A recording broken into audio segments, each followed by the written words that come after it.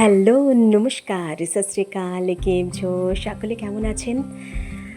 আশা করছি নিশ্চয়ই সকলে ভালো আছেন।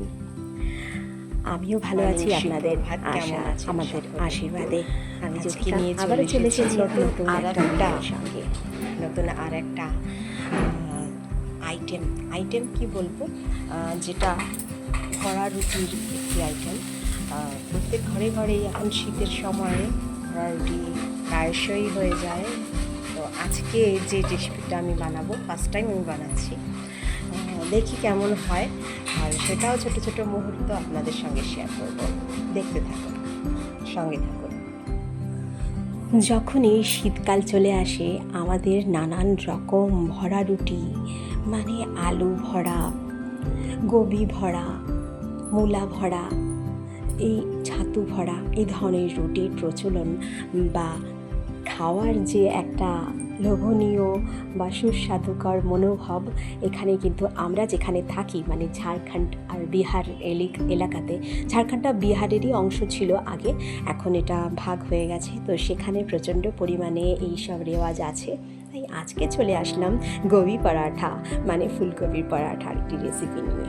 সেখানে অবশ্যই দেখা যাচ্ছে, প্রথমে ভিডিওতে আমি দেখিয়েছি ফুলকপিটা গ্রেট করে আমি রেখে দিয়েছি, তার সঙ্গে আদা, লঙ্কা, ধনে পাতাও রেখে দিয়েছি। আর এখানে আটা নিয়ে নিয়েছি, প্লেন আটা, যেটা আমরা প্রত্যেক দিন আমরা বাড়িতে ইউজ করি রুটি করার জন্য। সেই আটা যতটা পরিমাণ নেবেন, এখানে আমি কিন্তু আধা কিলো পরিমাণ আটা নিয়েছি। তার মধ্যে দিয়ে দিচ্ছি 2 চামচ মতো বেসন, 2 চামচ মতো সুজি আর সামান্য পরিমাণ নুন। আর লাস্টে ময়ামের জন্য তেলটা কিন্তু আমি পরে ইউজ করেছি। তো এখানে ইনগ্রেডিয়েন্টসটা একবার দেখিয়ে দিলাম। আর তার সঙ্গে আমি আটাতে ইউজ করেছি কিন্তু মেন ইনগ্রেডিয়েন্টস, মানে আটার যে নরম ভাবটা বা খাস্তা ভাবটা থাকবে, সেটা হচ্ছে আমাদের দুধের যে মালাই বা সর। এটা কিন্তু ঘরের তাজা মালাই বা সর, যেটা আমি জমিয়ে রেখেছিলাম 2 দিন ধরে ফ্রিজে, সেটাই আমি এখানে ইউজ করেছি। আর দিয়ে দিয়েছি পরিমাণ মতো জল। সমস্তটা ভালো করে মিক্স করে নিয়ে তারপরে কিন্তু আমি জলটা ইউজ করেছি। জলটা ইউজ করার পরে আমি কিন্তু তারপরে ডোটা অল্প অল্প করে জলটা দিতে হবে, একবারে দিলে কিন্তু হবে না। যেভাবে আটা মাখা হয়, রেগুলার আটা যেভাবে ডোর মাখা হয়, সেরকমই হবে। আর এই যে মালাইটা দেওয়ার মানেটা কি, তাতে খাস্তা হবে রুটিটা। আপনারা যদি যে কোনো জায়গায়, যে কোনো আমরা ট্রেনে করে ট্যুরের জন্য গেলেও এই ধরনের কোনো পরোটা বানিয়ে নিয়ে গেলে কিন্তু বাচ্চা থেকে বড় বুড়ো সকলে কিন্তু খুব আনন্দের সঙ্গে কিন্তু খাবে। তো আশা করছি নিশ্চয়ই প্রসেসটা ভালো করে দেখছেন।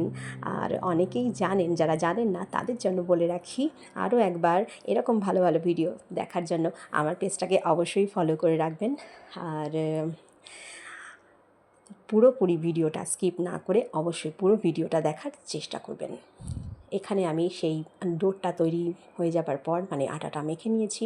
মেখে নেওয়ার পরে আমি কিন্তু দিয়েছি মানে 2 চামচ মতো তেল দিয়ে আমি পুরোটা মিক্স করে দিয়ে তারপরে আটাটা ফোলার জন্য রেখে দিয়েছি।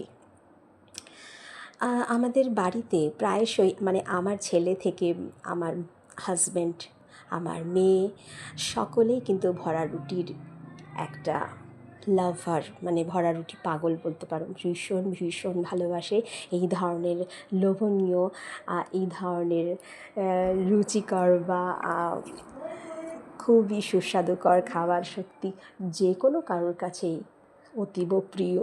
আমাদের ফ্যামিলিতে খুব পছন্দের সহকারে কিন্তু প্রত্যেকেই খায়। আর এখানে দেখো, সঙ্গে সঙ্গে আমি নিয়ে চলে এসেছি গ্রেট করা যে ফুলকপিটা, তার মধ্যে দিয়ে দিচ্ছি নুন। আর নুনটা একটু বেশি করে দিতে হবে, যাতে গভীর যে জলটা, এক্সট্রা যে ওয়াটারটা, সেটা যেন বেরিয়ে যায়। ভালো মতো মেখে নিচ্ছি। এই কাজে আমার কিন্তু হেল্প করেছেন আমার হাজব্যান্ড, এবং অবশ্যই তারই অনুরোধে, তারই প্রচেষ্টায় আজকে আমি ভিডিওটা বানাতে সক্ষম হয়েছি। ভীষণভাবে উনিও হেল্প করেছেন, আমার কাজে বলুন, আমার ভিডিওতে বলুন, প্রত্যেক কাজে উনি হেল্প করেছেন। আর রুটিটাও বানিয়েছেন তিনি। তার গ্রেড তো নিশ্চয়ই একটা পাওয়া যায়, তা মাখছেনও তিনি খুব সুন্দরভাবে, কিন্তু মেখে অনেকক্ষণ ধরে মেখে জলটা কিন্তু ছাড়িয়ে নিতে হবে, এভাবে চিপে চিপে। আপনারা গ্রেটারও ইউজ করতে পারেন, মানে ছেঁকনি যেটা বলে, বড় ছেঁকনি, সেটা থেকেও, বা অথবা পরিষ্কার সাদা কাপড় বা কটনের কাপড় ইউজ করা যেতেই পারে। তারপরে দিয়ে দিয়েছি চিজ, এটা মার্কেটের চিজ, চিজের মধ্যে তারপরে দিয়ে দিয়েছি এর মধ্যে মশলা, মানে রেগুলার মশলা, আমচুর পাউডার, জিরা গুঁড়ো, ধনে গুঁড়ো, লঙ্কার গুঁড়ো, নুন সবটাই দিয়ে আর একটু খাড়া জিরা সবটাই দিয়ে ভালো করে মিশিয়ে দিয়েছি। লাস্টে একটুখানি সেও ভাজা সেটাও চূর্ণ করে দিয়ে দিয়েছিলাম। পুরটা একেবারেই তৈরি, আটাটাও মাখা তৈরি।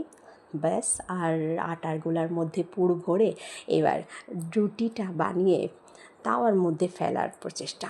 ব্যাস, সেটারই অপেক্ষা। অলরেডি হয়ে গেছে, একটা দেখতেই পাচ্ছ চাকির মধ্যে রেডি হয়েই আছে, আর বেলাও শুরু হয়ে গেছে। তো রুটিটা তৈরি হয়ে গেলেই একেবারে আমরা চাকির মধ্যে এই রুটিটা দিয়ে ফেলবো। আর চাকির মধ্যে অলরেডি একটা রুটি দেওয়াই ছিল, তা সেটা প্রায়শই আমার হয়ে এসেছে। এবার দিয়ে দেবো তাতে রিফাইন অয়েল। এখানে কিন্তু সর্ষের তেল ব্যবহার করা যাবে না, কারণ সর্ষের তেলের একটা উগ্র গন্ধ থাকে। পরোটার মধ্যে কিন্তু আমরা রিফাইন অয়েল অথবা যে কোনো যেটা গন্ধ নেই, মানে স্মেল সাংঘাতিক সেভাবে নেই, সেভাবে যেরকম বাদাম তেল অনেকে ইউজ করে, তো সেই তেলটা আমরা ইউজ করতে পারি। দেওয়ার পরে তেলটা দেওয়ার পরে বেশ দু পিঠ উল্টে পাল্টে ভেজে নেওয়ার পরে কিন্তু তৈরি হয়ে যাবে আমার গোবি পরাঠা, মানে সেই স্বাদের পরাঠা। একবার অবশ্যই বাড়িতে বানিয়ে খাবেন। আশা করছি নিশ্চয়ই ভিডিওটা ভালো লাগলো। অবশ্যই এরকম ভালো ভালো ভিডিও দেখতে গেলে আমার পেজটাকে ফলো করে রাখতে হবে। দেখতে থাকুন, ভালো থাকবেন, সুস্থ থাকবেন। দেখা হচ্ছে অন্য একটা ভিডিওর সঙ্গে, অন্য কোনো রেসিপির সঙ্গে, অন্য কোনো বিষয়ের সঙ্গে। ধন্যবাদ।